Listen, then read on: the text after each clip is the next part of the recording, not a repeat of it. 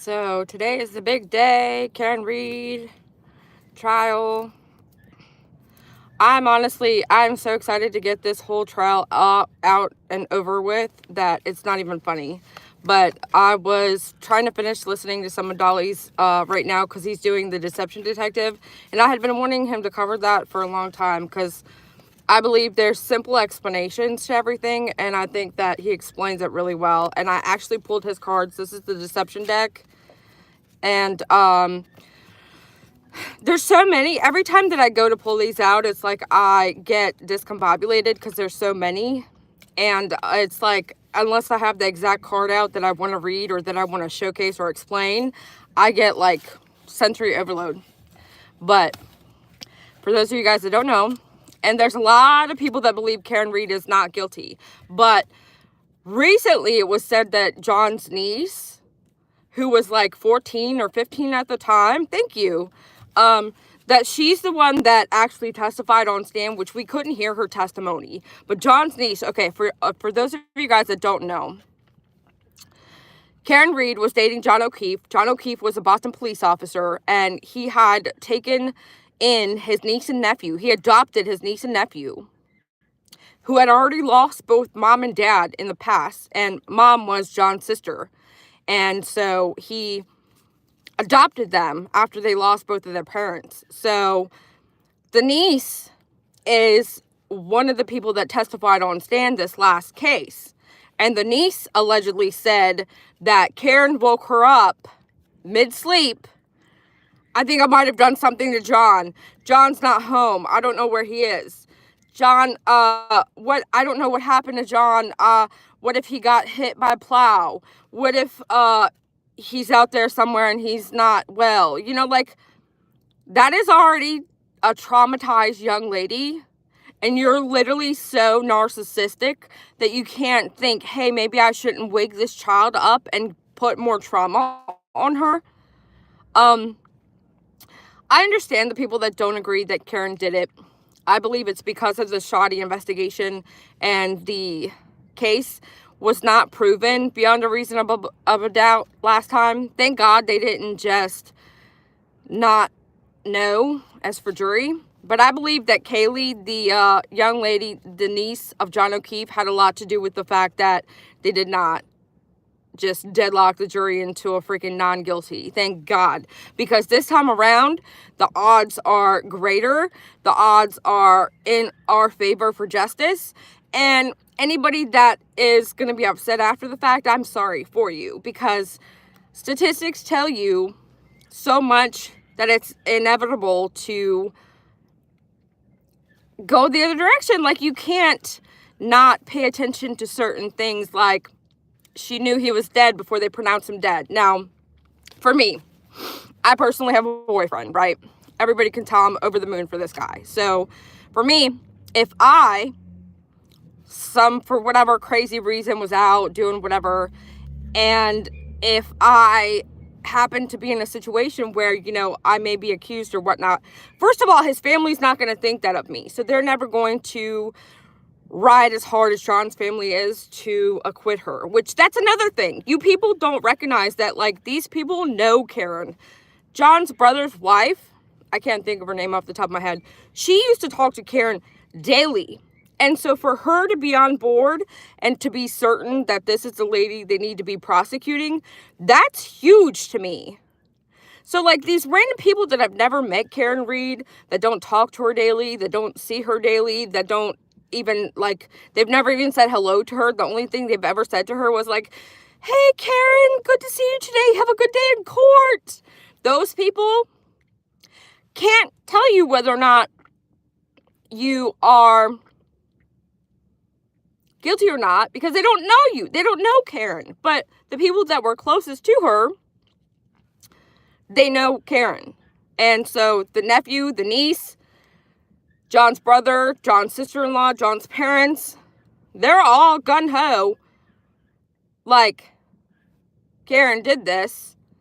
And everybody that's pro-Karen is like, boo! So I'm sitting here like, are you really for John? Or are you just for Karen? Because Karen proved that she didn't do this, really. She didn't prove it. And everybody's like, she's factually innocent. just because you put the word fact in front of it doesn't make it a fact. Like my truth, if I tell you my truth, it doesn't necessarily mean it's ever going to be the truth.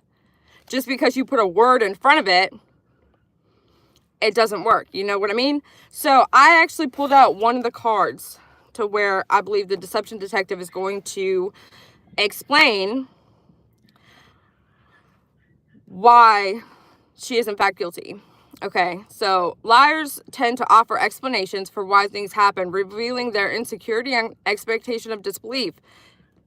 In contrast, honest individuals usually present facts straightforwardly, allowing the truth to stand on its own. If a story includes superfluous explanations, it might be a sign of deception, which basically her defense, it started out as, oh, it was a terrible mistake. She would never do that. She would pay for her crimes if there were some, and she didn't do it on purpose. Like, Yannetti came to her bail trial and basically said it was a terrible accident. She loved John and she didn't mean to. Dolly's off there again. Is he? I don't know why. He must be having, it's probably because of weather. But I was just going to do a really quick short live. Oh, Lord. Dolly Stream was suspended for policy violations. He'll fix it. It's okay. It's the 2020 or the, weird. That's weird. I think it was the 2020 episode. Dang, he'll be back. It's okay. So anyways, whenever you're a defendant to a case, like let's say I'm getting sued for, or I'm in trouble with the courts and I have a criminal case for, I don't know, think of something. Getting in a hit and run, and it was my vehicle, but I wasn't in the car. So what I would do is I would come in and I would have my defense fight over the fact that I wasn't the one driving the car. Yes, it was my car, but I had no way to know that the person that was driving my car was the culprit, or that they were going to be a culprit. So instead of doing that, her defense has come in and said, well, it couldn't be me because, you know, Brittany over here has stolen my car, and then she went for a joyride, and then, like, they have an explanation for what happened. A person that is, he'll be fine. He'll figure it out. It's okay, guys. It's make me lose my train of thought. But, basically, a person that is not guilty is not going to have other people to point their finger at. Like for Karen Reed, for example, she pointed her finger at Colin, which he was underage at the time. She then pointed her finger at Brian Higgins, who she was desperately trying to get in his pants. Like, it was weird. And then she didn't have a set person that she wanted to blame. It was just an array of people. And so you can't, that just doesn't work when you're truly innocent. Now, if you want to cast a reasonable doubt, and if you want to make people unsure of who actually did it by pointing the finger in 1,500 different other directions because you're guilty, then hey, that worked out for her. I believe that's why people did in fact have questions. See, I knew he would be back on. It's okay, guys. But for me, the main examples of why I truly believe she's guilty, no ifs, ands, buts, and this is based on just stuff that I know, stuff that I've experienced from being in EMS, which is it's not police work, but it's kind of similar, because when you're an EMT, you work closely with the police department. Sometimes you have to go on scene and bag evidence sometimes, and you have to, work closely with the police, and certain things that I've seen, I know for a fact. Dolly may have to go to court, sleep in the car with Betty. Yeah, we're aware. It's okay. If it happens, it happens. I mean, you can't really stop Betty and the shit she says. She just does what she wants, says what she wants. And I personally don't think she's going to pursue it because there's nothing really there. And she doesn't seem to have a clip or a recording of anyone on that channel saying what she claims they said. So, But I mean, if she does, so be it. There's nothing we could do about it. So, I mean, if that happens, it happens. Nothing we can do about it. So she's losing it all. Yeah. I feel a spiral is really, really oncoming. Like, I think we should all brace for cover, especially after tomorrow in her court case.